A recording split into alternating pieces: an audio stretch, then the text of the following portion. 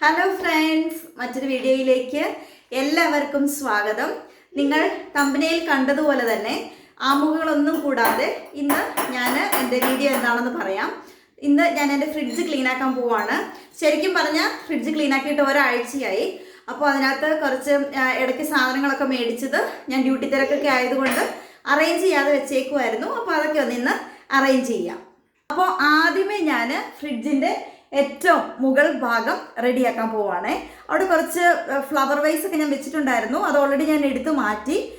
ബാക്കിയും കൂടെ എല്ലാം ഒന്ന് ഞാനൊന്ന് പൊടിയൊക്കെ ഒന്ന് തൂത്ത് അത് അവിടെ ഒന്ന് ക്ലീൻ ആക്കി എടുക്കാവേ. അപ്പോൾ ഈ ഫ്രിഡ്ജിൻ്റെ ഫ്രീസർ എന്ന് പറയുമ്പോൾ താഴ്ഭാഗമാണ്. പക്ഷെ ഞാൻ ഇന്ന് ഫ്രീസർ ക്ലീൻ ആക്കുന്നില്ല. അതിനകത്ത് കുറച്ച് മീനൊക്കെ ബാക്കി ഇരിപ്പുണ്ട്. അപ്പോൾ ഞാൻ വിചാരിച്ചു അതെല്ലാം ഒന്ന് തീർക്കുവാണെങ്കിൽ നമുക്ക് നന്നായിട്ടൊന്ന് ക്ലീൻ ചെയ്തെടുക്കാമല്ലോ എന്ന് വിചാരിച്ചു. ഇത് ആക്ച്വലി ഈ ഒത്തിരി ഒരു പഴയ ഫ്രിഡ്ജാണ്. ഈ വീട്ടിലിരുന്ന ഒരു ഫ്രിഡ്ജാണ്. അപ്പം ഇതിൻ്റെ ഉള്ളു കണ്ടാലും അത്ര എന്താ പറയുക പെർഫെക്റ്റ് ആയിട്ട് തോന്നത്തില്ല. എന്നാലും മാക്സിമം ക്ലീൻ ചെയ്തെടുത്തിട്ട് നിങ്ങളെ കാണിക്കാം. അപ്പോൾ നമുക്ക് ക്ലീനിങ്ങിലേക്ക് കിടക്കാം. അപ്പോൾ ഞാൻ ആദ്യം ഇതിൻ്റെ പുറത്ത് വെച്ചേക്കുന്ന സാധനങ്ങളൊക്കെ കുറച്ചുകൂടെ ബാക്കിയൊക്കെ മാറ്റാനുണ്ട്. അതൊക്കെ എടുത്ത് മാറ്റിയിട്ട് ഈ വെള്ളം സ്പ്രേ അടിച്ച് കൊടുത്തിട്ട് ഇങ്ങനെ ഒരു പഴയ തുണി കൊണ്ട് അവിടുത്തെ പൊടിയൊക്കെ ഒന്ന് തൂത്തെടുക്കും.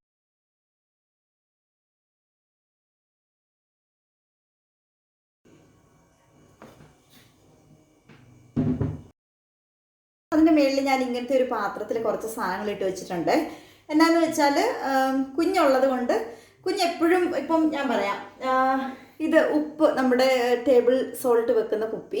അപ്പോൾ ഇത് നമ്മൾ ടേബിളിൽ വെക്കുവാണെങ്കിൽ അവളെപ്പോഴും ഇത് കുടഞ്ഞുകൊണ്ട് നടക്കും. അപ്പോൾ ഞാൻ എന്ത് ചെയ്യും, ഇത് മേളിൽ വെക്കും. ആവശ്യമുള്ളപ്പോൾ കഴിക്കുന്ന സമയത്ത് മാത്രം അത് എടുത്ത് ഉപയോഗിച്ചിട്ട് വീണ്ടും തിരിച്ചു വെക്കും. അതുപോലെ നമ്മുടെ പെപ്പർ, പിന്നെ നമ്മുടെ ടൂത്ത് പിക്ക്, പിന്നെ ഇതെന്ന് പറയുമ്പം ലാപ്ടോപ്പും മൊബൈലൊക്കെ ക്ലീൻ ചെയ്യുന്ന സൊല്യൂഷൻ, അതുപോലത്തെ 2 എണ്ണം ഉണ്ട്.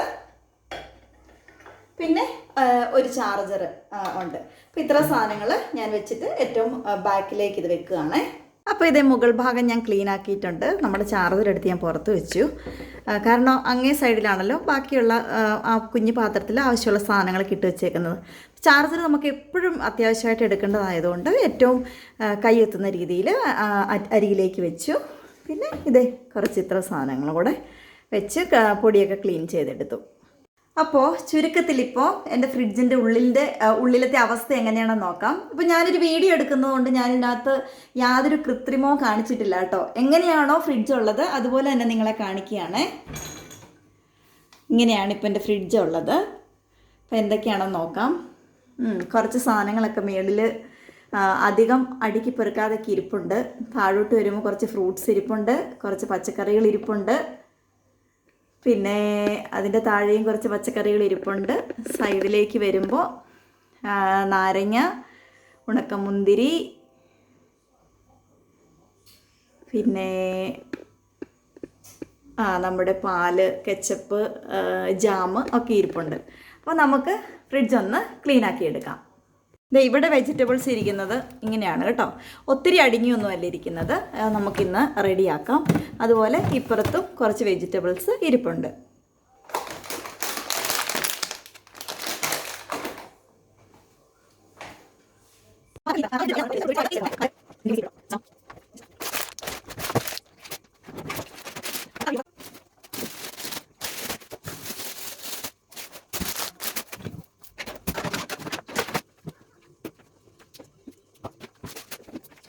പിന്നെ ഇതെന്താണെന്നറിയാമോ? ഇത് നാട്ടിൽ നിന്ന് ഹസ്ബൻഡൊക്കെ വന്നപ്പോൾ കൊണ്ടുവന്ന കറിവേപ്പിലയാണ്. ഇപ്പോൾ അവർ വന്നിട്ട് 5 മാസം ആകാറായി. ഞാനത് പിന്നെ നന്നായിട്ടൊന്ന് കഴുകി ഉണക്കിയെടുത്ത് ഇങ്ങനെ നല്ലൊരു ടൈറ്റായിട്ടുള്ളൊരു പാത്രത്തിൽ അടച്ചു വെച്ചതാണ്. അപ്പോൾ ഇപ്പോഴും അത് നല്ല ഇലകളായിട്ടിരിപ്പുണ്ട്. കുറച്ച് ഡ്രൈ ആയിട്ടുണ്ട്. എങ്കിലും നമ്മൾ എന്തെങ്കിലും കറി വെക്കുമ്പോൾ നമ്മുടെ മലയാളികൾക്ക് കുറച്ച് കറിവേപ്പില കറികളിൽ കണ്ടില്ലല്ലോ, ഭയങ്കര ബുദ്ധിമുട്ടല്ലേ. ആ സെയിം തന്നെയാണ് എനിക്കും. അപ്പോൾ ഞാനെപ്പോഴും കറിവേപ്പില എല്ലാ കറിക്കും ഉപയോഗിക്കും. സോറി കേട്ടോ, ഞാൻ ഒരു കാര്യം മറന്നുപോയായിരുന്നു. നമ്മൾ ഫ്രിഡ്ജ് ക്ലീൻ ആക്കുമ്പോൾ എപ്പോഴും ഫ്രിഡ്ജ് ഓഫ് ആക്കിയിട്ട് വേണം ക്ലീൻ ആക്കാൻ. ഞാൻ ആദ്യമേ ഓഫ് ചെയ്തില്ലായിരുന്നു. ഇപ്പം ഞാൻ ഓഫ് ചെയ്തിട്ടുണ്ട്. അപ്പം ഇനി നമുക്ക് ക്ലീൻ ചെയ്തതിന് ശേഷം നമ്മുടെ ഫ്രിഡ്ജ് ഓൺ ആക്കാം.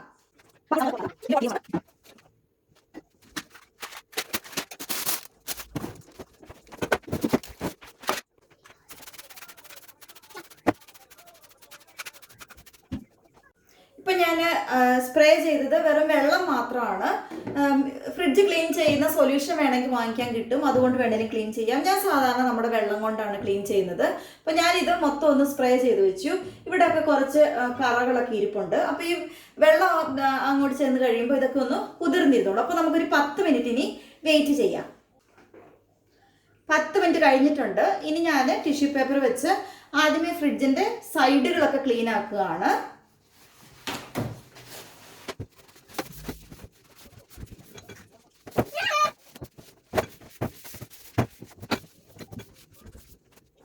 അപ്പോൾ ഞാൻ സൈഡുകൾ മാത്രം ഒന്ന് ക്ലീൻ ആക്കി എടുത്തു. ഇനി ഞാൻ ഈ എന്താ പറയുക, ഫ്രിഡ്ജിൻ്റെ ഈ പാളിയാണ് ക്ലീൻ ആക്കാൻ പോകുന്നത്.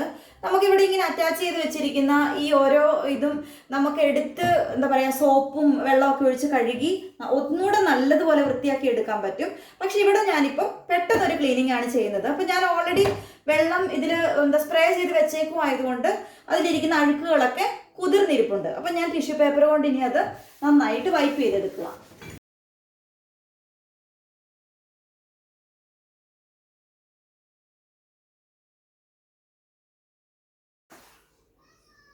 അപ്പോൾ സൈഡ് പാളി ക്ലീൻ ആയിട്ടുണ്ട്. ഇനി അതുപോലെ നമുക്ക് ഉൾവശവും കൂടെ ചെയ്തെടുക്കാം. ടിഷ്യൂ പേപ്പർ കൊണ്ട് ചെയ്തെടുക്കുമ്പോൾ തുണിയേക്കാളും നല്ലത് ടിഷ്യൂ പേപ്പർ കൊണ്ട് ചെയ്തെടുക്കുന്നതാണ്. അപ്പോൾ എന്തെങ്കിലും പൊടിയോ അഴുക്കൊക്കെ ഉണ്ടെങ്കിൽ ഇതിലോട്ട് നന്നായിട്ട് തന്നെ അബ്സോർബ് ആയി നല്ലപോലെ ഇങ്ങോട്ട് എന്താ പറയുക, ഇതിൽ നമുക്കങ്ങ് ക്ലീൻ ചെയ്തെടുക്കാൻ പറ്റും. അപ്പോൾ ഞാൻ ഇവിടെ കൂടെ ഒന്ന് ക്ലീൻ ചെയ്യട്ടെ.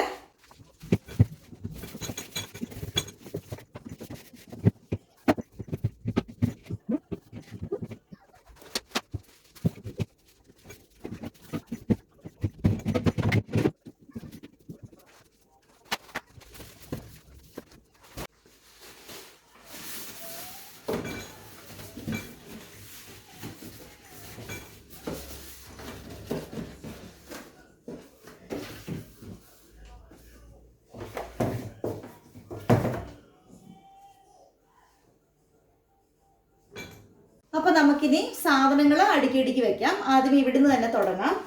അപ്പോൾ ഞാൻ ഏറ്റവും താഴ്ഭാഗത്ത് വെക്കുന്നത് പാലാണ്. ഇവിടെ ടെസ്കോയിൽ നിന്ന് മേടിക്കുന്ന പാലാട്ടോ.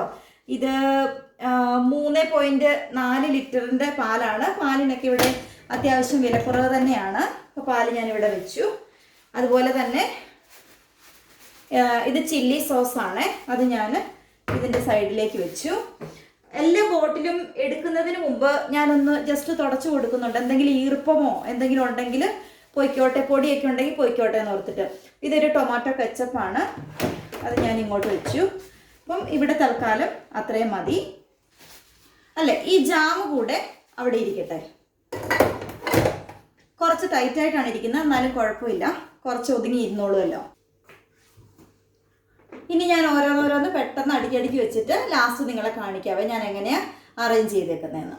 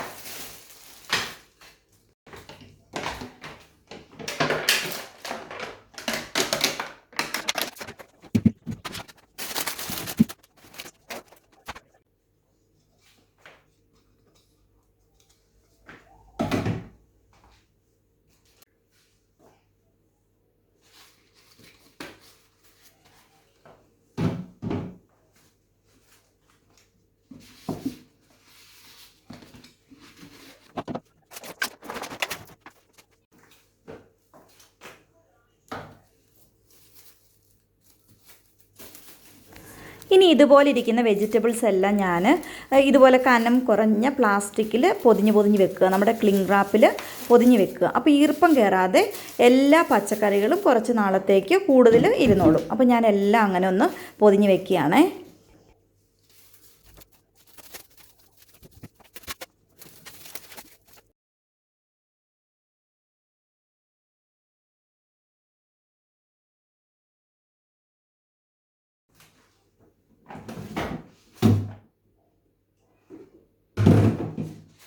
ഇനി ഈ ട്രേയിലേക്ക് ഒരു ടിഷ്യൂ പേപ്പർ വിരിച്ചു കൊടുത്തിട്ട് അതിലേക്ക് നമുക്ക് നമ്മുടെ പച്ചക്കറികളൊക്കെ അടുക്കി വെക്കാം.